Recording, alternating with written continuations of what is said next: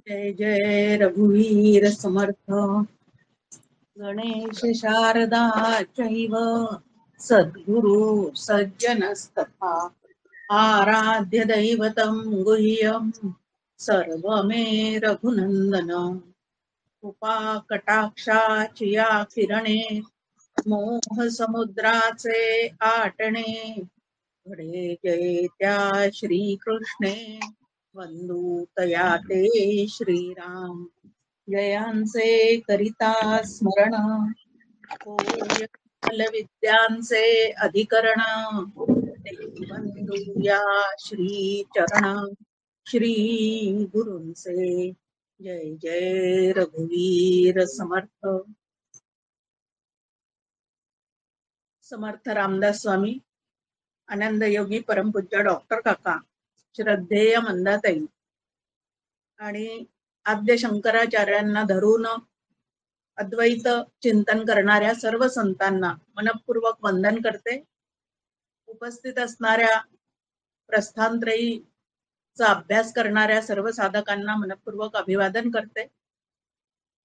आज आपल्या समोर दोन समास चिंतनासाठी आहे, कवित्व कळा निरूपण आणि कवेश्वर स्तवन.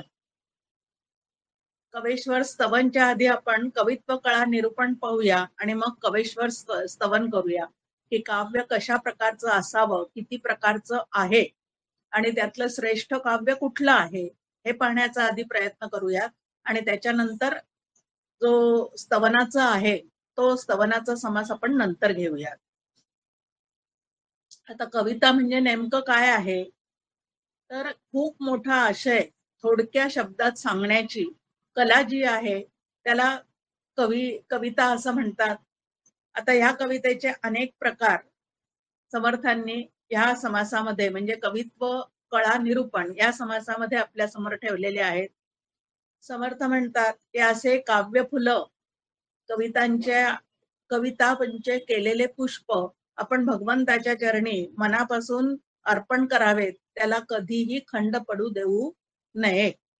शब्द कुसुमांची माळा असं ज्याला म्हणता येईल ती हरीच्या चरणी समर्पित करण्यासाठी ह्या कवितांचा खूप छान उपयोग होतो. पण कविता जी आहे ती केलेली कविता आणि स्फुरलेली कविता असं दोन पद्धतीने त्याच्यामध्ये फरक आपल्याला दिसून येतो. केलेली कविता ही धीट आणि पाठ या दोन ह्याच्यामध्ये मोडते असं समर्थांचं सांगणं आहे आणि स्फुरलेली कविता जी आहे त्याला प्रासादिक काव्य असं समर्थ म्हणतात. आता ह्या ज्या कविता आहेत त्या कविता अवश्य कराव्यात ज्याच्या अंतःकरणामध्ये सुंदर असं स्फुरण सत्वगुण अधिक्याने असल्यामुळे आणि भगवंताविषयीचं प्रेम अंतःकरणात असल्यामुळे ज्याला ह्या पद्धतीचं स्फुरण होतं त्यांनी काव्य जरूर करावं, कारण त्या काव्याच्या माध्यमातून सुद्धा अनेकांना साधना मार्ग जो आहे तो कळायला मदत होते. समर्थ म्हणतात परोपकारा कारणे कवित्व अगत्य करणे तया कवित्वाची लक्षणे बोली जेती. ही सामाजिक प्रबोधनाचा एक प्रकार म्हणून या काव्याचा निश्चितच खूप छान उपयोग होतो आणि म्हणून ती जरूर करावी. आता ते काव्य कसं असावं, तर चौथ्या ओवीत आपल्या समोर समर्थ म्हणतात जेणे घडे भगवत भक्ती जेणे घडे विरक्ती ऐसिया कवित्वाची युक्ती आधी वाढवावी. की कवित्वामध्ये एक खुबी असावी म्हणतात समर्थ, आणि ती खुबी म्हणजे काय, तर त्या काव्याचं चिंतन करणाऱ्याला त्या काव्याचं गायन करणाऱ्याच्या अंतःकरणामध्ये वैराग्य आणि भगवंताची ओढ म्हणजे प्रेम या दोन गोष्टी निर्माण झाल्या पाहिजेत. असं काव्य करण्याचं स्फुरण हे आपल्या ठिकाणी निर्माण व्हावं. पण आता असं काव्य करण्यासाठी अंतःकरणामध्ये आधीच सत्वगुण अधिक्याने पाहिजे आणि सत्वगुण अधिक्याने असला की सहजच भगवंताविषयीचं प्रेम ओढ जी आहे तीही त्या सत्वगुणाच्या ठिकाणी असते आणि असं असणाऱ्या अंतःकरणामध्ये आत्यंतिक भगवंताच्या प्रेमामुळे आणि कैसी कळवळ्याची जाती तर ती लाभावी न प्रीती असे जे संत आहेत त्यांच्या अंतःकरणामध्ये असं सुंदर स्फुरण होतं आणि त्या स्फुरणातून जे शब्द बाहेर पडतात, आता ते जे शब्द बाहेर येतात ते त्यांनी केलेले असतात असं नाही, तर तिकडून कुठून तरी ते आलेले असतात एवढं मात्र नक्की. आणि असं जे स्फुरलेलं काव्य आहे, भगवंताचं चिंतन करता करता किंवा सर्व जगाचं कल्याणाचे चिंता वाहता वाहता स्फुरलेलं जे काव्य आहे, त्या काव्याच्या माध्यमातून नक्कीच भक्ती, विवेक, वैराग्य हे जागृत करण्याचं सामर्थ्य या शब्दांमध्ये नक्की असतं. पुढे समर्थ म्हणतात की स्वतः क्रियेविण शब्द ज्ञान तयान मानिती सज्जन म्हणून देव प्रसन्न अनुतापे करावा. की कवीनी सुद्धा आधी अंतःकरणामध्ये भगवंताविषयीचं प्रेम, कृपा या गोष्टी संपादन कराव्यात आणि त्यानंतर स्फुरलेलं जे काव्य आहे ते काव्य प्रबोधनासाठी म्हणून अत्यंत उपयुक्त ठरतं. क्रियेविण वाचाळता व्यर्थ आहे, की स्वतःच्या अंतःकरणामध्ये जर विवेक नसेल, वैराग्य नसेल, पण त्या पद्धतीने काव्य मात्र सुरू केलेले असतील लोकांना दाखवण्यासाठी, वाहवा मिळवण्यासाठी, कवी संमेलनामध्ये अध्यक्ष होण्यासाठी, ह्या पद्धतीने जर ते काव्य त्या ठिकाणी होत असतील तर तिथं कुठंतरी नक्कीच काय असते तर गडबड असते. देवाचे न प्रसन्नपणे जे जे घडे बोलणे ते ते अत्यंत श्लाघ्यवाने या नाव प्रासादिक. प्रासादिक काव्य म्हणजे नेमकं काय, त्याची व्याख्या समर्थांनी ह्या ओवीत सांगितलेली आहे की ईश्वर कृपेचे सामर्थ्य ज्याच्या शब्दांच्या मागे आहे अशी रचना जी त्याच्याकडून घडते त्याला स्फुरलेलं काव्य असं म्हणतात. ते स्फुरलेल्या काव्याचं समाजामध्ये अत्यंतिक कौतुक होतं आणि असे जे आहे तर स्फुरण पावणारं सद्विचारांचं अखंड चिंतन चाललेल्या अंतःकरणामध्ये स्फुरण पावलेलं जे काव्य त्याला इथं समर्थ प्रासादिक काव्य असं म्हणतात. आता पुढे ते पुढच्या ओळीमध्ये 7व्या ओळीमध्ये धीट पाठ प्रासादिक ऐसे बोलती अनेक तरी हा त्रिविध विवेक बोली जेल. कवितेचे 3 प्रकार आहे. एक धीट काव्य, दुसरं पाठकाव्य व तिसरं जे आहे ते प्रासादिक काव्य, असे त्याचे 3 प्रकार आहेत असं समर्थ म्हणतात. आता धीट काव्य म्हणजे नेमकं काय आहे, तर मनात येईल त्या विषयावर दडपून काय करायचं आहे, र ला र, ट ला ट असं जुळवून मुद्दाम जाणीवपूर्वक जे काव्य केलं जातं त्याला इथं समर्थ म्हणतात धीट काव्य आहे. आता हे काव्य जे आहे ते आव आणून केलेलं असतं, स्फुरण पावलेलं नाही. तर आपल्यालाही वाहवा मिळवायची आहे, काहीतरी करायचं आहे म्हणून ते काय केलेलं आहे तर एखादा विषय त्या ठिकाणी मांडण्याचा प्रयत्न त्यांनी पण केलेला असतो, पण हे काव्य स्फुरलेलं नाही तर केलेलं आहे. हा फरक जो आहे तो त्या ठिकाणी असतो आणि म्हणून त्याला नवकाव्य, की ज्याला कुठलं वृत्त नाही, त्याला कुठला छंद नाही, असं नवकाव्य, की त्याचे असे ठराविक अक्षर वगैरे असे काहीही त्या ठिकाणी नसतात. जे मनात आलं ते गद्य रूपातच असणारं ते काव्य त्यांचं असतं, त्याला गेयता नसते, काही नसते. तर असं हे धीट काव्य. आता पाठ म्हणजे काय आहे तर पाठ म्हणजे पाठांतर, बहुत पाहिले ग्रंथांतर तया सारिखा उतार आपणही केला. ते अनेक ग्रंथांचा अभ्यास केल्यानंतर नंतर अनेक विषय, त्यानंतर प्रसंग, त्यामागचा असलेला आशय हे सगळ्या लक्षात घेऊन जे काव्य केलं जातं त्याला पाठकाव्य असं म्हणतात. म्हणजे आधी तसंच ते कुठंतरी आधी कोणाला तरी स्फुरलेलं आहे, निर्माण झालेलं आहे आणि अगदी त्यावर हुकूम त्या ठिकाणी दुसरं काव्य केलेलं आहे. त्याला या ठिकाणी पाठकाव्य असं म्हटलेलं आहे. आता इथं हे पाठकाव्याचं उदाहरण म्हणून गीत रामायण दिलेलं आहे, पण गदिमांचं सुद्धा ते काव्य प्रासादिकच आहे ह्याबद्दल वाद नाही. पण आधीचं रामायण ऐकून त्या वाल्मिकी रामायणाचं चिंतन करून त्यांना ते स्फुरलेलं आहे आणि म्हणून त्याला पाठकाव्य म्हटलेलं आहे. शीघ्रचे कवित्व जोडिले, दृष्टी पडिले तेची वर्णिले, भक्ती वाचून जे केले त्या नाव धीटपाठ. आता धीटपाठ काव्याचं छान इथं वर्णन समर्थ म्हणतात की भक्तीशिवाय काय केलेलं आहे तर ते काव्य केलेलं आहे, त्याला समर्थांनी धीटपाठ असं म्हटलेलं आहे. आणि हे कवी जे आहेत ते शीघ्र असतात, ते काही चारोळ्या करतील, काही वात्रटिका करतील, या पद्धतीने ते काव्य जे आहे ते त्यांच्या ठिकाणी निर्माण होतं. आता हे जे धीटपाठ काव्य आहे त्यामध्ये शृंगार रस जो आहे तो, त्यानंतर वीर रस जो आहे तो त्या ठिकाणी भरलेला असतो. आपण पोवाडे ऐकतो ते वीर रसाने काय असतात तर भरलेले असतात. काही काव्यामध्ये शृंगारिक काव्य असतं, तर काही जे आहे तिथं हास्य रस, करुण रस असे जे रस आहेत ते त्या काव्यामध्ये म्हणजे धीट काव्य असणारे जे आहे त्याच्यामध्ये असे अनेक तऱ्हेचे रस जे आहेत ते त्या ठिकाणी भरलेले आपल्याला दिसून येतात. आता लावण्या माहिती आहेत आपल्याला. त्यानंतर वीरकाव्य म्हणजे पोवाडे माहिती आहेत. हे जे आहेत हे ह्या धीट पाठ काव्यामध्ये येतात. आता असं काव्य ऐकल्याने काय होतं? तर असं काव्य ऐकल्याने मोक्ष आपल्याला अजिबात लाभत नाही. तर आपलं मन सुद्धा कामाकार होऊन जातं. म्हणून जे स्वतःला साधक म्हणवतात त्यांनी ह्या प्रकारचे शृंगारिक काव्य जे आहे ते अजिबात ऐकू नये. ह्याला साधना असे म्हणतात. अशी साधनेची छान व्याख्या ह्या चिंतनातून आपल्या समोर येते. काही जण जे आहेत ते राजाची स्तुती करण्यासाठी काव्य करतात. कारण त्यांना काय करायचं असतं, राजाची स्तुती करून त्याच्यावर काव्य निर्माण करून त्या ठिकाणी स्वतःचं पोट भरण्याची त्यांना व्यवस्था करायची असते. त्याला सुद्धा धीटपाठ काव्य असं म्हणतात. पण समर्थ म्हणतात की असं काव्य नसावं. कवित्व नसावे खटापट म्हणजे शब्दांची ओढाताण करून ट ला ट र ला र जोडून असं ते रेटलेलं काव्य नसावं.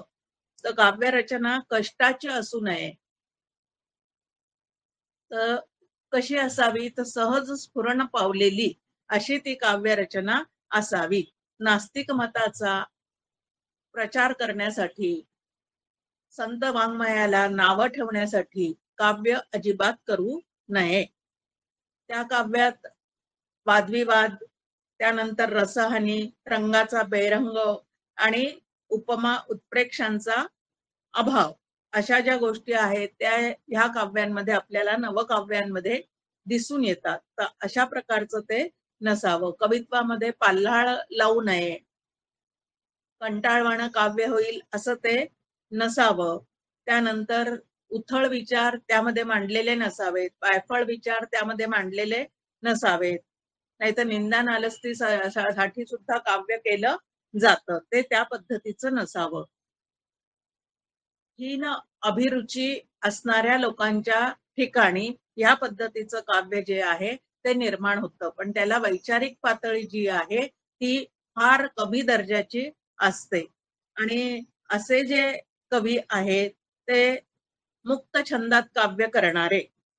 आता मुक्त छंद हा काही छंद नाही असं या ठिकाणी सांगितलेलं आहे. म्हणून काव्य कोणाचं आहे, त्याचा कर्ता कोण आहे ह्याच्यावर सुद्धा पुष्कळ काही अवलंबून असतं. आता सगळे संत किंवा कवी लोक सुद्धा काव्याच्या शेवटी आपल्या नावाचा उल्लेख करत असतात. आणि तो उल्लेख असावा म्हणजे ते कोणी केलेलं आहे हे लक्षात येतं. आपण पाहतो समर्थांच्या सगळ्या अभंगामध्ये दास म्हणे आहे. तुकाराम महाराजांच्या सगळ्या अभंगामध्ये तुका म्हणे आहे. या पद्धतीने आपली नाममुद्रा जी आहे ती त्या अभंगावर त्यांनी उमटवलेली असते असते. आता काव्यामध्ये अजून समर्थ सांगतात की तर्कशून्यता, विद्वत्ता नसणे आणि कलात्मकता नाही असं सुद्धा काव्य असू नये. तर ज्या काव्याच्या चिंतनाने भक्ती, ज्ञान, वैराग्य ऐकणाऱ्याच्या आणि म्हणणाऱ्याच्याही मनात उत्पन्न होईल या पद्धतीचं काव्य असावा. आता भक्ती असेल, अंतःकरणात भगवंताविषयीचा ओलावा असेल तर ते काव्य जे आहे ते अत्यंत भक्तिरस प्रधान ह्या पद्धतीने होऊन जातं. पण तिथं सुबुद्धी असावी लागते. जिथं सुबुद्धी नाही त्या ठिकाणी असं काव्य निर्माण होणे शक्य नाही. मग ते जे काव्य आहे ते इतरांचं कंटाळवाणं होतं. आता एखादं काव्य आपल्याला चांगलं वाटतं त्याच्या मागे ते शब्दांकडे वगैरे आपलं लक्ष फार कमी जातं. पण चाल चांगली आहे, म्युझिक चांगली आहे, गाणाऱ्याचा आवाज चांगला आहे, या सगळ्या गोष्टीमुळे ते काव्य आपल्याला चांगलं वाटतं. पण अर्थहीन काव्य आपल्याला काहीही देऊ शकत नाही. भक्ती विण जो अनुवाद तोची जाणावा विनोद, प्रीती विण संवाद केवी घडे. ही भक्ती रसावचून केलेली जी कविता आहे त्याला इथं समर्थकांनी टवाळकी असं नाव दिलेलं आहे. ते टिंगल टवाळी ज्याला आपण म्हणतो त्या पद्धतीने ते काव्य असतं. ज्याचं भगवंतावर अजिबात प्रेम नाही त्याच्या काव्याच्या माध्यमातून भगवंताशी संवाद आपल्याला साधता येणे शक्य नाही. असो धीट पाठते ऐसे, नाथिले अहंतेचे पिसे, आता प्रासादिकते कैसे सांगिजेल. की धीट कवी किंवा पाठकवी जे असतात त्यांच्या ठिकाणी जे काव्य निर्माण होतात त्यांच्या ठिकाणी काव्यगुण कमी आहे पण अहंकार जो आहे तो मात्र जास्ती त्या ठिकाणी असतो. म्हणून अशा काव्याचा आपल्याला परमार्थासाठी निश्चितच उपयोग होत नाही. आता प्रासादिक काव्य म्हणजे काय आहे? तर वैभव कांता कांचन जयास वाटे हे वमन, अंतरी लागले ध्यान सर्वोत्तमाचे. प्रासादिक काव्य म्हणजे जिथं भगवंत हाच त्यांच्या चिंतनाचा विषय झालेला आहे. सतत भगवंताचं, प्रभू रामचंद्राचं, श्रीकृष्णाचं चिंतन ज्यांच्या मनात अखंड चाललेलं आहे त्यांच्या ठिकाणी जे स्फुरण पावतं त्याला प्रासादिक काव्य असं म्हणतात. स्त्रीचा, संपत्तीचा, वैभवाचा या गोष्टीचा त्यांना सहजच तिटकारा अंतःकरणातून त्यांना त्याविषयी वैराग्य प्राप्त झालेलं असतं. म्हणून ते त्यांचा विषय करून काव्य निर्माण करत नाही. तर भगवंत हाच त्यांच्या काव्याचा एकमेव विषय असतो. जयास घडीने घडी लागे भगवंती आवडी, चढती वाढती गोडी भगवत भजनाची. की सतत वाढत्या प्रमाणामध्ये सुंदर सुंदर विषयांची मांडणी करत करत भगवंताकडे जाण्यासाठी काय काय पाहिजे हे सांगत सांगत ते काव्य जे आहे ते त्यांच्या ठिकाणी निर्माण होतं. त्यांचं काव्य म्हणजे भगवंताचं भजन, ज्याला अभंग असं म्हणतात. प्रासादिक काव्य म्हणजे अभंग रचना. जो भगवत भजने वीण जाऊ नेदी एक क्षण, सर्व काळ अंतःकरण भक्ती रंगे रंगले. हे त्या काव्याचं मागचं जी पूर्व पीठिका असते ज्यांच्या ठिकाणी प्रासादिक काव्य निर्माण होतं त्यांच्या अंतःकरणाची पूर्व पीठिका जी आहे ती या 24व्या ओवीमध्ये समर्थांनी सांगितलेली आहे. की त्यांचं अंतःकरण जे आहे ते अखंड सर्वोत्तमाचं ध्यान करणारं आहे आणि भगवंताचं चिंतन करणारं आहे. एक छान ओवी समर्थांनी इथं दिलेली आहे की असं ज्याचं अंतःकरण आहे, जया अंतरी भगवंत अचळ राहिला निवांत, तो स्वभावे जे बोलत ते ब्रह्मनिरूपण. असा ज्याच्या अंतःकरणामध्ये भगवंत निवांत राहिलेला आहे, म्हणजे ज्याच्या अंतःकरणाने भगवंताला सतत धारण करून ठेवलेलं आहे, अशाच्या मुखातून जे शब्द बाहेर पडतील ते जणू काही ब्रह्मनिरूपण असतात. तयाचे पिसाट शब्द सुखे म्हणो येती वेद, असं ज्ञानेश्वर माऊलींनी पण सांगितलेलं आहे आणि इथं समर्थांनी पण सांगितलेलं आहे. जेव्हा दोन दोन संत एकाच गोष्टीची पुनरुक्ती करतात त्यावेळेला त्यामध्ये नक्कीच काहीतरी तथ्य असतं. हे जे आहे ते आपण लक्षात घेतलं पाहिजे. अंतरी बैसला गोविंद तेणे लागला भक्ती छंद, भक्ती वीण अनुवाद आणिक नाही. की त्यांच्या हृदय मंदिरामध्ये सदैव गोविंद बसलेला आहे. गोविंद गोविंद मना लागली या छंद, असं अभंग आपल्या समोर आहे आणि तो सुस्थिर असल्यामुळे त्यांना सतत जे स्फुरण होतं ते अतिशय सुंदर पद्धतीने शब्दांचा आकार घेऊन आपल्या समोर ते मांडणी करतात. आवडी लागली अंतरी तैसीच वदे वैखरी, भावे करुणा कीर्तन करी प्रेमा भरे नाचतू. छान एक ज्ञानेश्वर माऊलींची ओवी आहे. अंतरीचे धावे स्वभावा बाहेरी. अंतःकरणामध्ये जे पूर्णपणे ठसलेलं आहे तेच नंतर मुखावाटे काय होतं तर बाहेर पडतं. असं या संतांचं अंतःकरण आहे. भगवंती लागले मन तेने नाठवे देह भान, शंका लज्जा पळून दुरी ठेली. की मी देह आहे हा भाव त्यांचा अत्यंत क्षीण झालेला असतो. मी भगवंताचा आहे, भगवंत माझा आहे असं अखंड त्यांच्या चित्ताने धारण केलेलं असल्यामुळे भगवंताचं गुणगान करताना, भगवंतासाठी नाचताना त्यांना अजिबात लाज लज्जा वाटत नाही. नारद भक्ती सूत्रामध्ये मत्तो भवती असं त्या भक्तांचं वर्णन केलेलं असतं, की ते स्वतःच्याच आनंदामध्ये काय झालेले असतात, तर मस्त असतात आणि म्हणून भगवंतासाठी नाचतात, भगवंतासाठी गातात, भगवंतासाठी सगळं काही त्यांची कृती चाललेली असते. तो प्रेम रंगे रंगला, तो भक्तीमध्ये मातला, तेणे अहंभाव घातला पायातळी. हे असे जे भक्त आहेत भगवंताचे, भगवंतावर प्रेम, निस्सीम प्रेम करणारे आणि भगवंताकडनं दुसरी कशाचीही प्रापंचिक गोष्टीची अपेक्षा न करणारे असे जे भक्त आहेत, ते भगवंताच्या प्रेमामध्ये पूर्णपणे रंगून गेलेले असतात आणि त्यामुळे स्वतःचा देहभाव त्यांचा नाहीसा होतो आणि मनोभावना रामबोधे उडाली. याप्रमाणे मी मन आहे, मी देह आहे, हे सगळं त्या भगवंताच्या चिंतनामध्ये राहिल्यामुळे त्यांचं आपोआपच गळून पडलेलं असतं. मग हे भक्त कसं करतात, तर नृत्यंती गायंती असं जसं नारद भक्ती सूत्रात वर्णन आहे तसंच समर्थ इथं करतात. गात नाचत निशंक तयास कैचे दिसत लोक, दृष्टी त्रैलोक्य नायक वसोन ठेला. की ते निशंकपणे सर्वत्र भगवंत भरलेला आहे हा त्यांचा भाव असल्यामुळे त्यांना नामरूप व्यक्ती ह्या गोष्टी सगळ्या बाजूला होतात आणि त्यांच्यामधला भगवंत मात्र दिसतो आणि आपल्याला भगवंत सोडून बाकीचं सगळं काही दिसतं.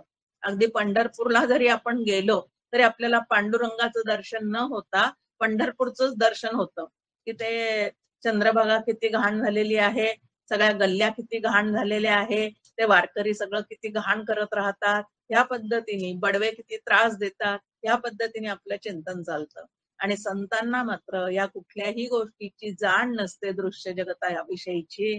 तर आतमध्ये अखंड पांडुरंगाचं दर्शन केव्हा होईल आणि त्या मंदिराच्या कळसाचं दर्शन केव्हा होईल एवढाच भाव त्यांच्या ठिकाणी असतो. ऐसा भगवंती रंगला आणिक काही नलगे त्याला, स्व इच्छा वर्णू लागला ध्यान कीर्ती प्रताप. जसं भगवत चिंतनामध्ये रममाण झालेला जो भक्त आहे त्याला या दृश्य जगतातल्या कुठल्याही गोष्टीचं वर्णन करण्याची गरज राहत नाही. तर स्वतःच्या आनंदाच्या, अत्युच्च आनंदाच्या भरामध्ये त्याच्या मुखातून जे काही बाहेर पडतं ते सगळं भगवंताचं गुणगान किंवा लोक कल्याणासाठी असे शब्द त्यांच्या मुखातून बाहेर पडत राहतात. नाना ध्याने नाना मूर्ती, नाना प्रताप नाना कीर्ती, तया पुढे नरस्तुती तृणतुल्य वाटे. की काव्याच्या माध्यमातून नरस्तुती करण्याचा ते काही प्रयत्न करत नाहीत, तर अखंड भगवंताचं स्तवन करणं हाच त्यांच्या काव्याचा एकमेव काय असतो, तर उद्देश असतो. न त्या भगवंताच्या अगदी चरणापासून, त्यांच्या बोटापासून तर मस्तकावर चढवलेल्या मुकुटापर्यंत त्यांनी आपल्या काव्यात त्यांचं वर्णन केलेलं असतं. राम सावळा सुंदर, कासे शोभे पितांबर, ह्या पद्धतीने समर्थांनी रामाचं वर्णन केलेलं आहे. तर सुंदर ते ध्यान उभे विटेवरी, ह्या पद्धतीने तुकाराम महाराजांनी विठ्ठलाचं वर्णन केलेलं आहे. ऐसा असो ऐसा भगवत भक्त, जो ये संसारी विरक्त तयास मानिती मुक्त साधू जन. हे संसारापासून विरक्त होऊन भगवंतामध्ये अनुरक्त झालेला असा जो भगवत भक्त आहे त्याचं जे काव्य आहे त्याला प्रासादिक काव्य असं म्हणतात. त्याच्या परिपूर्ण भक्ती वाचून सहज येणाऱ्या विवेकपूर्ण रचनांना प्रासादिक काव्य म्हटलेलं आहे. त्याचे भक्तीचे कौतुक तया नाव प्रासादिक, सहज बोलता विवेक प्रगट होय. की जे काय त्यांच्या मुखातून बाहेर पडतं भगवत चिंतनात असल्यामुळे जे स्फुरण पावतं ते अनेकांचं कल्याण करणारं काव्य असतं. ऐका कवित्व लक्षण केलेच करू निरूपण, जेणे निवे अंतःकरण श्रोतयांचे. ते असं काव्य ज्यांच्या कानावर पडतं अशा काव्यांचं जे चिंतन करतात, अशा काव्यांवर जे रसग्रहण करतात त्यांच्या अंतःकरणाला सुद्धा आनंदच प्राप्त होतो आणि ह्यात अजिबात शंका नाही असं समर्थ या ठिकाणी म्हणतात. आता हे कवित्व त्यांचं कसं असतं, वर्णन केलंय की शुद्ध बुद्धीने भगवत अर्पण बुद्धीने ते केलेलं असल्यामुळे त्या ठिकाणी सरळ भगवत भगवंताविषयीचे सरळ अर्थ सांगणारं सुस्पष्ट सुसंगत भगवंताकडे नेणारे विचार त्यांचे असल्यामुळे ते काव्य आपल्या मनाला सुद्धा पूर्णपणे भावतं. त्यांच्या काव्यामध्ये हरी कीर्तीशिवाय दुसरं काहीही नसतं. ते शब्द अत्यंत रमणीय गोड असे असतात. रामाचं वर्णन जे काय समर्थांनी केलेलं आहे ते अतिशय सुंदर पद्धतीने त्यांनी आपल्या समोर मांडून ठेवलेलं आहे. अनेक काव्यामधून तसं समाज प्रबोधनासाठी की हे भगवंताचं भजन न करता नुसतंच वेळ कसा वाया घालवतात त्याचं किती सुंदर काव्य आहे समर्थांचं. घटका गेली पळे गेली तास वाजे झणाना आयुष्याचा नाश होतो राम कारे म्हणाना. राम म्हणण्यामध्ये किती समाधानाचा अनुभव येतो हा त्यांनी अनुभवलेला असल्यामुळे रामाचं चिंतन सोडून विषय चिंतन करणारे लोक कसा काळ वाया घालवतात हे अतिशय सुंदर पद्धतीने समर्थांनी अनेक अभंगामधून मांडलेलं आहे.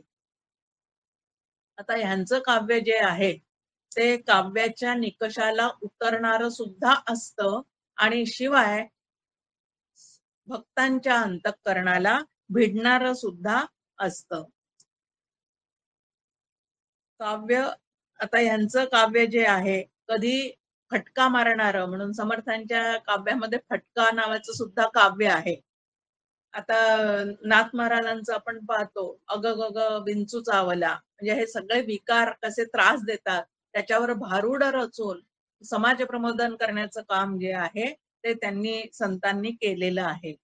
मग त्यांचं कधी मंजूळ असतं काही ठिकाणी कोमळ असतं काही ठिकाणी अद्भुत विशाल असं जे चिंतन आहे भगवंताचं ते त्यांनी मांडलेलं आहे. अनेक ठिकाणी आता गवळणी ज्या आहेत त्या अत्यंत मधुर आहे भगवंताच्या लीला वर्णन करणाऱ्या आणि त्यांचा भगवंताविषयीचा असणारा भाव आणि भगवंताने त्यांच्यावर केलेली कृपा असा सुंदर संगम जो आहे तो गवळणीमध्ये केलेला आपल्याला दिसून येतो. आणि गवळणी जास्तीत जास्त नाथ महाराजांनी लिहिलेल्या आहेत. ते भजना करणाऱ्या लोकांना माहिती असतं की किती त्यात माधुर्य आहे आणि गोड असे ते वर्णन त्यांनी केलेलं आहे. आता अक्षरबंध पदबंध नाना चातुर्य प्रबंध नाना कौशल्यता छंदबंध धाटी मुद्रा अनेक या सगळ्या रचना ज्या त्यांनी केलेल्या असतात त्या अर्थवाही असतात आणि अर्थवाही राहण्यासाठी ह्रस्व दीर्घ या सगळ्या गोष्टी तिथं व्यवस्थित लिहिलेल्या असतात आणि कवींनी सुद्धा त्याचा अभ्यास करावा नवीन कवींनी असं या ठिकाणी समर्थ म्हणतात.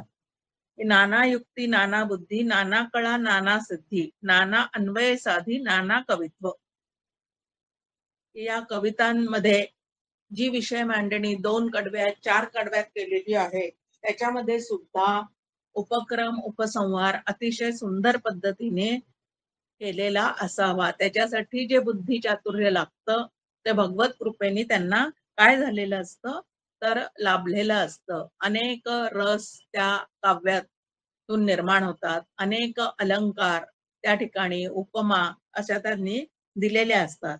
नाना गती नाना व्युत्पत्ती नाना मती नाना स्फूर्ती नाना धारणा नाना धृती या नाव कवित्व. आता कवी ह्यांची कविता कशी असते तर पांडित्याची जोड आहे चतुरस्त्र बुद्धी आहे अखंड स्फूर्ती आहे स्मरण शक्ती आहे आणि जे जे अंतःकरणात स्फुरलेलं आहे ते शारदेच्या कृपेमुळे अभिव्यक्त होण्यासाठी जी शक्ती लागते ती शारदेची कृपा सुद्धा त्यांच्यावर झालेली असते. शंका शंका प्रत्युत्तरे नाना काव्य शास्त्राधरे तुटे संशय निर्धारे निर्धारिता. हे असं जे काव्य आहे जे वेदांताचा अर्थ आम्हासीच ठावा इतकं अगदी आत्मविश्वासाने तुकाराम महाराज सांगतात. वेदांना जे सांगायचं आहे तो अर्थच आमच्या अंतःकरणात स्फुरण पावतो आहे आणि तोच आम्ही काव्याच्या माध्यमातून तुमच्या समोर मांडलेला आहे. त्यामुळे त्यांचं काव्य वाचत असताना परमार्थातल्या संकल्पना स्पष्ट होतात चित्तातले संशय नाहीसे होतात अनेक कुशंका ज्या आहेत त्याही आपल्या पूर्णपणे बाजूला होतात. ते काव्य, त्यांच्या काव्याचा जर अभ्यास केला तर अनेक घटना, तत्वज्ञान, प्रसंग या सगळ्या गोष्टी त्या काव्यामध्ये मांडलेल्या असतात. नाना साधने पुरश्चरणे, नाना तपे तीर्थाटने, नाना संदेह फेडणे या नाव कवित्व. की अनेकांच्या मनातले संशय दूर करणे आणि परमार्थाविषयीची स्पष्ट कल्पना काव्याच्या माध्यमातून समाजाला देणे, हे त्यांच्या काव्याचं काय आहे तर महत्व आहे. काव्य वाचल्यावर आपल्या पूर्व आयुष्याचा, ते काव्य वाचल्यानंतर साधकाला पश्चाताप व्हावा आणि होतो सुद्धा. संतांचं वाङ्मय वाचल्यानंतर अनुदिन अनुतापे तापलो रामराया असं सहजच आपल्या मनात येतं की आधीचं आयुष्य आपलं किती फुकट गेलेलं आहे, आता आपण त्याच्यामध्ये किती बदल केला पाहिजे, हे जे आहे ते लक्षात येतं. जेणे ज्ञान हे प्रबळे, जेणे वृत्ती हे मावळे, जेणे भक्ती मार्ग कळे या नाव कवित्व. 3 गोष्टी या ओवीत सांगितलेल्या आहेत. की झालेलं ज्ञान, वेदांत शास्त्राचं प्रवचन ऐकता ऐकता झालेलं ज्ञान बुद्धीमध्ये ठसावं, त्यानंतर अंतर्निष्ठ होऊन अंतःकरण वृत्ती सतत आतल्या चैतन्याकडे, भगवंताकडे नेण्याचा प्रयत्न त्या ठिकाणी व्हावा. आणि भक्ती, भक्ती म्हणजे नेमकं काय आहे त्याचं सुस्पष्ट मार्गदर्शन करणारं हे काव्य असतं आणि असावं. जेणे देह बुद्धी तुटे, जेणे भवसिंधू आटे, जेणे भगवंत प्रगटे या नाव कवित्व. की कुठलं कवित्व प्रासादिक आहे तर ज्याच्यामुळे तुमची आमची देहबुद्धी कमी होऊ शकते, भवसागर जो आहे तो आटून जातो आणि भगवंताची भेट नक्की होते. ह्या पद्धतीचं ते कवित्व असावं. सद्बुद्धीची वाढ होते. त्यानंतर जुने जे आपले पूर्व पक्षात असणारे जे अनेक संशय म्हणजे पूर्व पक्ष असं जे आपलं मत असतं ते नंतर हळूहळू बदलायला लागतं.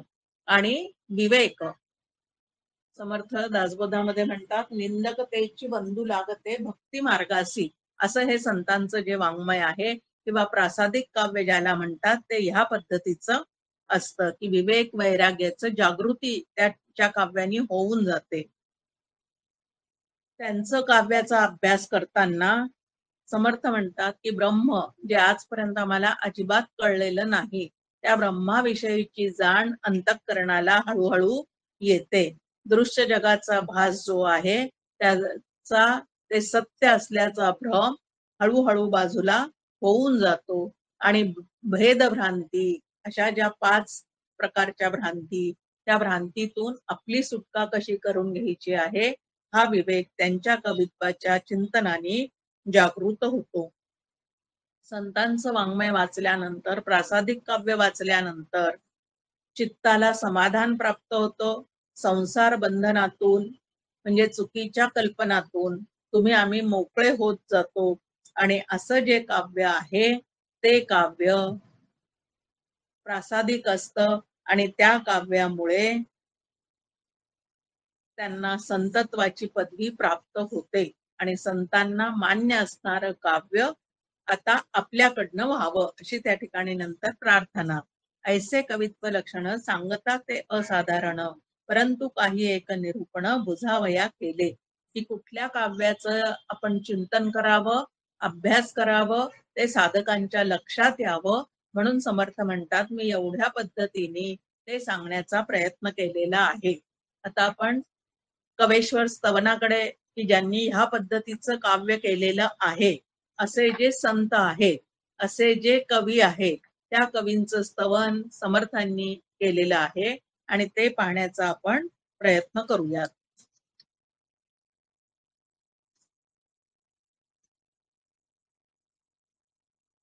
दशक पहिला, समास 7वा, कवीश्वर स्तवन.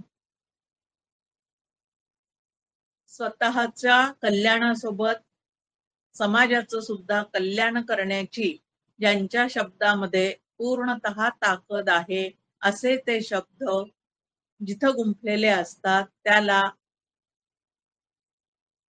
प्रासादिक काव्य असं म्हणतात आणि असं प्रासादिक काव्य ज्यांच्या ठिकाणी निर्माण होतं त्यांना संत असं म्हणतात. आणि हे जे संत आहेत त्या संतांचे तुमच्या आमच्यावर अतिशय उपकार आहेत. तुकाराम महाराज एका त्यांच्या काव्यामध्ये म्हणतात, काय वाणो आता संतांचे उपकार मज निरंतर जागविती. या संतांचे किती उपकार मानावेत की त्यांनी तुम्हाला आम्हाला काय केलेलं आहे, तर पूर्ण जागा केलेला आहे.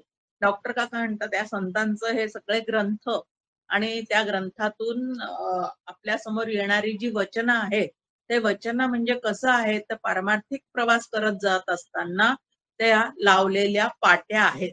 जसं आपण प्रवास करत असताना हायवेवर अनेक तऱ्हेचे चिन्ह असणाऱ्या पाट्या लावलेल्या असतात. नंतर एक पाटी लिहिलेली असते, थांबा, पहा, जा. तसं ज्यांना पारमार्थिक प्रवास करायचा आहे त्यांनी आधी संतांचं हे वाङ्मय पहावं, थोडं थांबावं, पहावं, त्याच्यावर चिंतन करावं आणि मग आपला पारमार्थिक प्रवास करायला सुरुवात करावी. म्हणजे त्यांच्यासारखंच निर्गुण ब्रह्म ते अंतरी बिंबले इथपर्यंतचा प्रवास जो आहे तो आपला छान होऊ शकतो. आता संतांच्या ज्या काव्य रचना आहेत त्याला साधू काव्य असं म्हणतात. साधू काव्य म्हणजे नेमकं काय आहे तर ज्या काव्यामध्ये धर्म, अर्थ, काम आणि मोक्ष हे जे 4 पुरुषार्थ आहेत ते 4 पुरुषार्थ संपादन करण्यासाठी कशा पद्धतीचा प्रयत्न असावा आणि कशा पद्धतीचं कृती नसावी अशा दोन्ही पद्धतीने विधी ते पाळित, निषेधाते गाळित ह्या पद्धतीच्या दोन्ही प्रकारच्या सूचना ज्या ग्रंथाच्या माध्यमातून आमच्या समोर ठेवून आमचं संपूर्ण आयुष्य उज्ज्वल करण्याची त्यांच्या शब्दामध्ये ताकद आहे त्यांच्या काव्याला साधू काव्य असं म्हणतात. म्हणून दासबोधा, ज्ञानेश्वरी, एकनाथी भागवत, तुकाराम गाथा, सगळ्या संतांचे जे काही अभंग आहेत किंवा गाथा आहेत हे सगळे साधू काव्य आहेत. म्हणजे तुम्हाला आम्हाला जीवन जगत असताना व्यावहारिक आणि पारमार्थिक दोन्ही प्रकारचं मार्गदर्शन करण्याचं सामर्थ्य ज्या ग्रंथामध्ये आहे त्याला साधू काव्य असं म्हणतात. सगळ्यात महत्वाचे 2 मोठे महाकाव्य आपल्या समोर आहेत ते म्हणजे वाल्मिकी रामायण आणि महाभारत. हे 2 महाकाव्य आहेत की ज्याच्यातून आपल्याला सर्व तऱ्हेच्या अनेक वृत्तींच्या सगळ्या गोष्टी ज्या आहेत त्या लक्षात येण्याचं त्या ठिकाणी आपल्या समोर काय आहे हे 2 ग्रंथ म्हणजे मार्गदर्शक आहे. जसं आपण नवीन शहरात गेल्यानंतर मोठ्या शहरात गेल्यानंतर जर आपल्याला कुठंही जायचं असेल तर आता एक छान व्यवस्था आहे आणि ती व्यवस्था म्हणजे गुगल मॅप. आता गुगल मॅप लावला की बरोबर आपल्याला ती सांगते त्याप्रमाणे आपण वळतो आणि बरोबर पाहिजे त्या ठिकाणी जाऊन पोहोचतो. आता दृष्टांत एकदेशी असतो हे लक्षात ठेवून हे बोलणं लक्षात घ्यायचं.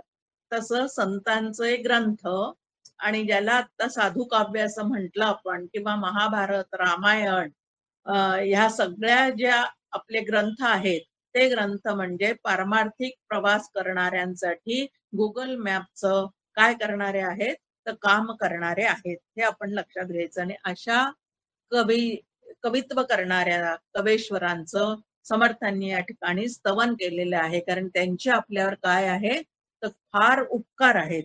आता बंधू कवेश्वर शब्दसृष्टीचे ईश्वर ना तरी हे परमेश्वर वेदावतारी.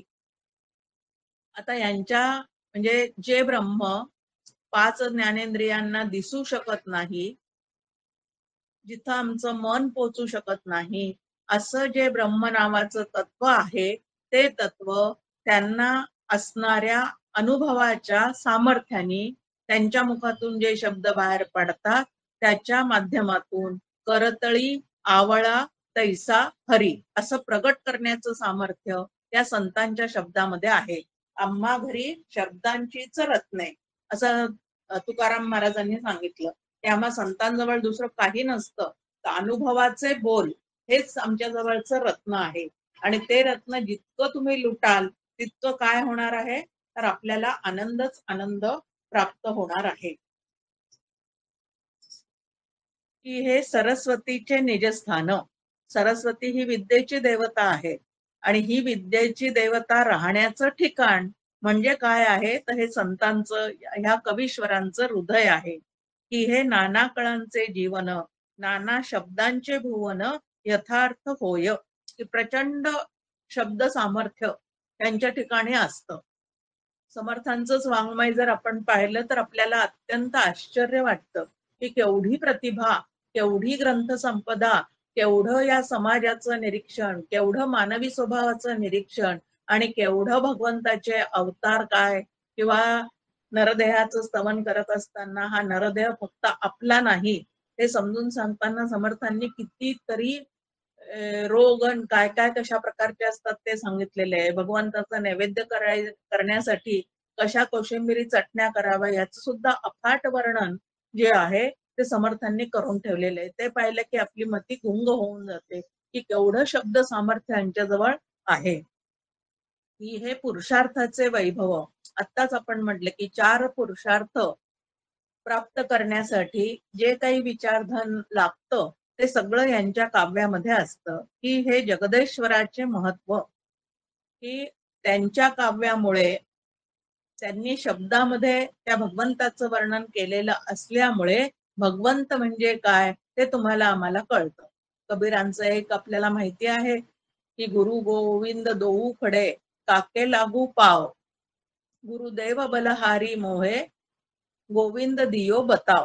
की हे सगळ्या संतांच्या शब्दांमुळे ते भगवंत नावाचं तत्व म्हणजे नेमकं काय आहे ते तुम्हाला आम्हाला आधी परोक्ष ज्ञानाने यथार्थ परोक्ष ज्ञान करून देण्याचं सामर्थ्य या संतांच्या शब्दामध्ये आहे. चारी पुरुषार्थ अत्यंत वैभवानी जीवन जगणं, दर्जेदार जीवन जगणं जे आहे ते ह्या काव्याच्या माध्यमातून आपल्या समोर प्रगट होतं. शब्दरत्नांचे सागर, सागरातून जसे अत्यंत सुंदर असे मौक्तिक म्हणजे मोती बाहेर पडतात, तसं या संतांच्या अंतःकरणामध्ये भगवंताच्या प्रेमाचा सागरच सागर आहे. आणि त्यातून बाहेर पडलेले जे शब्द आहेत ते शब्द अत्यंत काय असतात, तर दर्जेदार असतात आणि इतरांना वळण लावण्याचं सामर्थ्य त्यांच्यामध्ये असतात. मुक्तांचे मुक्त सरोवर असं त्याला म्हटलेलं आहे. आणि बुद्धीचे वैरागर, त्यांची बुद्धिमत्ता जी आहे ती भगवंताचं वर्णन करताना 4,500 अभंग एका भगवंताविषयी लिहू शकतात. चित्ताचा विषय फक्त एकच, भगवंत. आणि 4,500 अभंग लिहिलेले आहेत. आता संपूर्ण दासबोधामध्ये निर्गुणाचं वर्णन करणं सोपं आहे का हो? की जे शब्दाच्या द्वारे किंवा 5 ज्ञानेंद्रियांच्या द्वारे आकलन होऊ शकत नाही असं जे निर्गुण ब्रह्म आहे, त्याच ब्रह्माचं वर्णन करण्यासाठी या संतांचे शब्द अत्यंत काय असतात, तर योग्य असतात. म्हणून त्यांच्या शब्दांना, त्यांच्या वाक्यांना आप्तवाक्य असं म्हणतात, की जीवाच्या हितासाठी त्यांच्या मुखातून जे बाहेर पडलेलं आहे त्याला आप्तवाक्य असं म्हणतात. त्यानंतर यांचे ग्रंथ म्हणजे अध्यात्म ग्रंथाची खाणच आहे. अध्यात्मशास्त्राचा अभ्यास करायचा असेल तर आता वेदांत कधी आपण पाहणार, कधी करणार? जे वेदांमध्ये सांगितलेलं आहे तेच संतांनी अगदी सोप्या पद्धतीने त्यांच्या ग्रंथांच्या माध्यमातून आपल्यापर्यंत पोहोचवलेलं आहे. नंतर त्यांना चिंतामणीचं इथं उदाहरण दिलं, कामधेनू चिंतामणी. आता चिंतामणी दगड असल्यामुळे बोलत नाही, पण संतांचे शब्द जे आहेत ते शब्द मात्र चिंतामणी आणि कामधेनू या दोघांचं सुद्धा काम करून देणारे आहेत. चिंतामणी काय करतो, तर चित्तातल्या चिंता नाहीस करतो. कामधेनू जे पाहिजे ते आपल्याला देते. मग आता ह्या संतांच्या शब्दांच्या माध्यमातून सुद्धा रामाचं दर्शन घडून देण्याचं सामर्थ्य असल्यामुळे आपण पूर्ण काम होऊन जातो. जो पूर्ण काम झालेला असतो त्याच्या चित्तात या संसाराविषयीच्या चिंता राहत नाही, कारण जगन मिथ्यात्व निश्चय जो आहे तो त्याचा त्या ठिकाणी झालेला आहे. कल्पतरूचे कल्पतरू म्हणजे चिंतामणी, कल्पतरू, कामधेनू असे हे संतांचे ग्रंथ आहेत. मोक्षाचे पडीभरू म्हणजे मोक्षाची शोभा, अवर्णनीय शोभा वर्णन करून आपली चित्तवृत्ती तिकडं वळवण्याचं काम जे आहे, साधकाची चित्तवृत्ती मोक्षाकडे वळवून देण्याचं काम हे संतांचे शब्द करतात. जीवनमुक्तीचा इथं म्हटलेलं आहे की नाना सायोज्यतेचे विस्तारू विस्तारले, की भगवंताशी एकरूप झालेले हे जे जीवनमुक्त असतात त्यांच्या संपूर्ण आतमध्ये येणाऱ्या अनुभवाचा त्या ठिकाणी त्यांनी काय केलेला असतो, तर या शब्दांना पैलू पाडलेले असतात. म्हणजे अनुभवाचे शब्द आपल्या समोर त्यांनी ते ठेवलेले असतात. त्यांचे शब्द म्हणजे या परलोकीचा निजस्वार्थ साधून देणारे आहेत. नंतर योगी लोक ज्या मार्गाने जातात त्यांचा मार्ग जो आहे कुंडलिनी जागृत करणं, त्यानंतर सहस्त्रार चक्र, मणिपूर चक्र असा जो गुप्त मार्ग आहे तो सुद्धा आपल्यापर्यंत पोहोचवण्याचं काम हे संत लोक त्यांच्या काव्याच्या माध्यमातून करताना तुम्हाला आम्हाला दिसतात. श्रुतीचा भावगर्भ म्हणजे श्रुतीला, वेदांताला, श्रुती माऊली म्हणजेच वेदांत, या वेदांताला जे तुम्हाला आम्हाला सांगायचं आहे त्याचा जो गर्भित अर्थ आहे तो संतांनी त्यांच्या ग्रंथामध्ये मांडून ठेवलेला आहे. आणि त्यामुळे त्यांच्या ग्रंथाच्या चिंतनाने परमेश्वराचा लाभ कसं करून घ्यायचा हे जे वर्म आहे ते तुम्हाला आम्हाला कळायला लागतं. परमात्म तत्व जे आहे ते गुरु अंजने वीण सहसा कळेना असं म्हणतात. मग आता इथं हे जे आहेत ते मुमुक्षूंना अंजन घालण्याचं काम या संतांचे शब्द करतात. साधकांना साधना कशी करावी ते समजून सांगणारे हे शब्द आहेत. त्यानंतर जे सिद्ध झालेले आहेत त्यांना परत परत पुनःप्रत्ययाचा आनंद आणून देण्याचं काम जे आहे ते हे साधू काव्य ज्याला आपण म्हणतो ते या ठिकाणी सगळ्या संतांचे ग्रंथ, आद्य शंकराचार्यांचे स्तोत्र हे सगळे ह्या प्रकारचं काम करणारे आहेत. त्यानंतर स्वधर्म म्हणजे नेमकं काय ते समजून सांगण्याचं काम हे ग्रंथ करतात. त्यानंतर अत्यंत अचपळ असणारं, काबूत न येणारं, प्रमाथी असणारं मन ते आपल्या ताब्यात आणण्यासाठी आपण काय काय केलं पाहिजे. आता मनाचे श्लोक आपल्या समोर ठेवलेलेच आहेत समर्थांनी, की असं जे चंचल मन आहे त्या मनाला अत्यंत समाधानाचा अनुभव आणून देण्यासाठी काय काय पद्धतीने वळण लावावं ते समर्थांनी त्या ठिकाणी सांगून ठेवलेलं आहे. त्यानंतर वैराग्याचं महत्व या संतांच्या काव्यातून आपल्या समोर त्यांनी मांडलेलं असतं. त्यानंतर अनेक भक्तांचं वर्णन करून आपल्या प्रती भगवंताविषयीचा भाव फुलवण्याचं काम जे आहे ते या संतांनी केलेलं असतं. नंतर स्वधर्म म्हणजे काय, आपला स्वधर्म म्हणजे काय, त्याचं किती महत्व आहे, परधर्म किती भयावह आहे हे सुद्धा संतांनी आपल्या काव्यातून सांगून ठेवलेलं असतं. नंतर भगवंताविषयीचं अत्यंतिक प्रेम शब्दांच्या माध्यमातून प्रगट करण्याचं काम हे संतांचे शब्द जे आहेत ते आपल्या ठिकाणी त्यांच्या ग्रंथातून करून देतात. ध्यान सिद्ध होण्यासाठी काय केलं पाहिजे किंवा ध्यान कसं करावं, समर्थांचा अभंगच आहे, रामाचे भजन हेची माझे ध्यान. ते अखंड रामाचं भजन करत राहणं याला तर ध्यान म्हणतात. जे ध्येय आहे त्या ध्येयाशी सतत एकरूप होण्याचा जो प्रयत्न त्यालाच ध्यान म्हटलेलं आहे. म्हणून त्यांच्या काव्याच्या माध्यमातून या पद्धतीने अनेक गोष्टी ज्या परमार्थासाठी आवश्यक आहेत त्या तुम्हाला आम्हाला कळायला लागतात. त्यांचा हा जो वाग्विलास आहे कवींचा, त्यांच्या माध्यमातून जे शब्द बाहेर पडतात ते आपल्या कानावर जर पडले आणि आपलं अंतःकरण जर भक्तियुक्त असेल तर तिथल्या तिथं आपल्याला आनंदाचा अनुभव आल्याशिवाय राहत नाही. कवीचेनी मती प्रकाश ही साधनेतले बारकावे जे आहेत ते बारकावे या संतांच्या ग्रंथाच्या माध्यमातून आपल्याला हळूहळू कळायला लागतात. म्हणून मती प्रकाश, आपली बुद्धी प्रकाशित करण्याचं काम भक्तीच्या दृष्टिकोनातून जे होतं ते संतांच्या कवीमुळेच कवित्वामुळेच होतं. अत्यंत विद्वान असणारे, अत्यंत सामर्थ्य म्हणजे काव्य सामर्थ्यासाठी जी शब्दसृष्टी भावसृष्टी लागते ती ज्यांच्या अंतःकरणामध्ये पूर्ण विकसित झालेली असते असे हे जे कवी आहेत त्या कवीश्वरांना इथं समर्थांनी काय केलेलं आहे तर वंदन केलेलं आहे.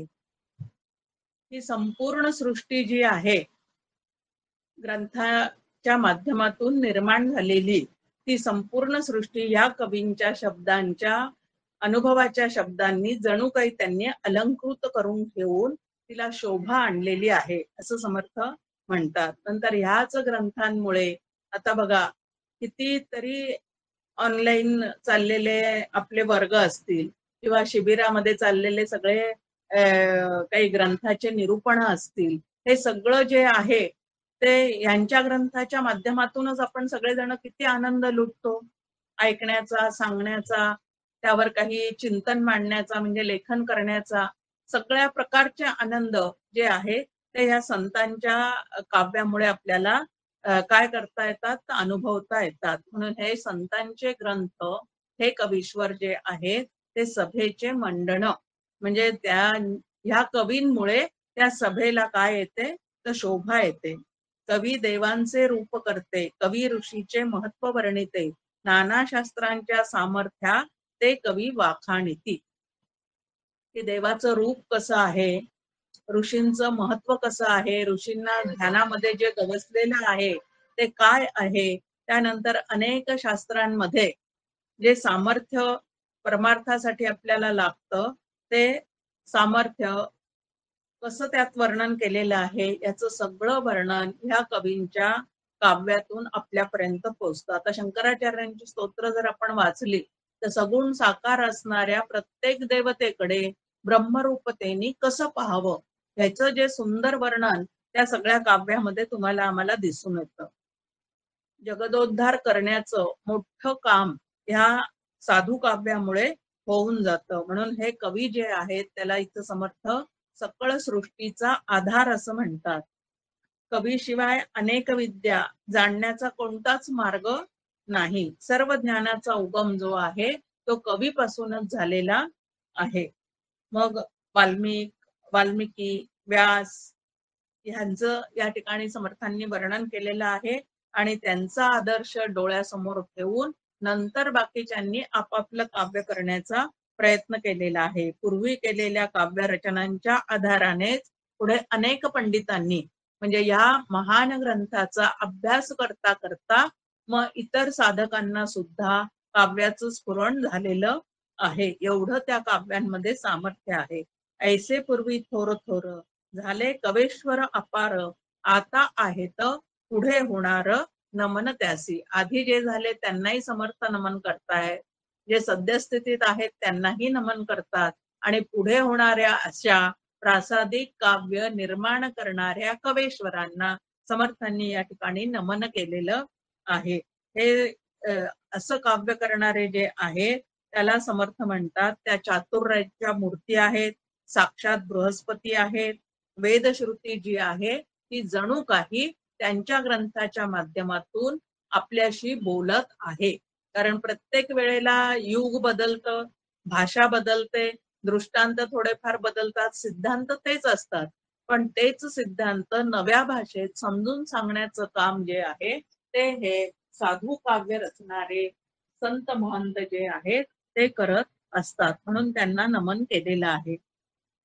परोपकार हा त्यांच्याकडून सतत आणि सहजच होत राहतो. परोपकारा कारणे नाना निश्चय अनुवादने सेठी बोलिले पूर्णपणे संशयात येतं. की आपल्या चित्तातले संशय या साधू काव्याचा अभ्यास केला तर नक्कीच काय होऊन जातात तर निघून जातात. असे यांच्या काव्याला म्हणजे या कवीश्वरांना अमृताचे मेघ, नवरसांचे भोग आणि सुखाचे उचंबळलेले सरोवर अशा उपमा या ठिकाणी समर्थांनी त्यांना दिलेल्या आहेत. नंतर विवेक निधीचे भांडारे, या संतांच्या काव्यातून विवेक जागृत करण्याची शक्ती आहे. म्हणून विवेक निधीचे भांडारे आणि मनुष्याच्या रूपामध्ये जणू काही ते आता काय झालेलं आहे तर परमेश्वरच असा त्यांच्या माध्यमातून प्रगट झालेला आहे. मग त्याचं ते कुठल्या कुठल्या गोष्टीचं वर्णन करतात, नद्यांवर काव्य करतात, नद्यांवर स्तोत्र करतात, हे पर्वत राजे या सगळ्या गोष्टींवर ते काय करतात तर प्रकाश झोत टाकतात. त्यांना सर्व गोष्टींची माहिती असते. की हे आदिशक्तीचे ठेवणे, नाना पदार्थास आणिवणे, लादले पूर्व संचिताच्या गुणे विश्वजनासी.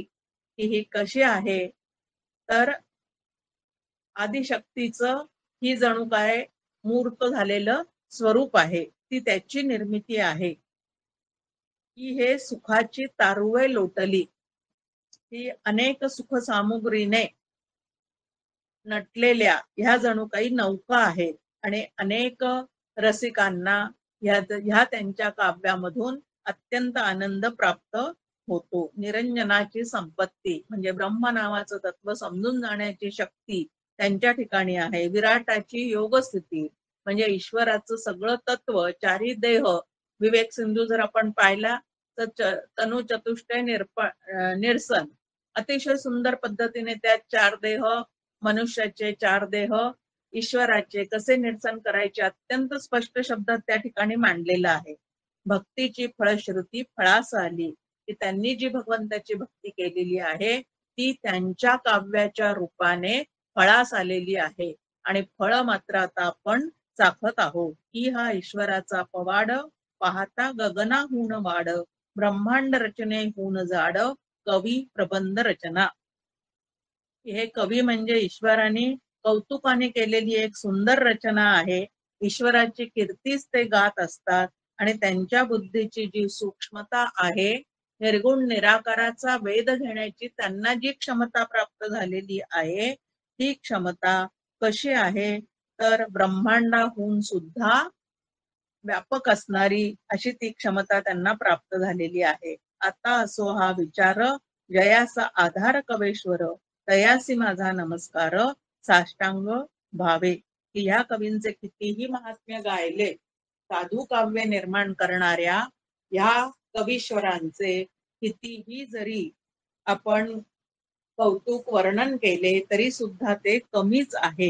कारण सर्व जगताला त्यांच्या काव्याचा खूप मोठा आधार आहे. अशा कवीश्वरांना, प्रासादिक काव्य करणाऱ्यांना आपणही मनोमन वंदन करू आणि भगवंताचं अखंड स्फुरण ठेवण्याचं कला जशी त्यांच्याजवळ आहे तशी आम्हालाही प्राप्त होऊ दे, अशी प्रार्थना करून थांबूया. जय जय रघुवीर समर्थ.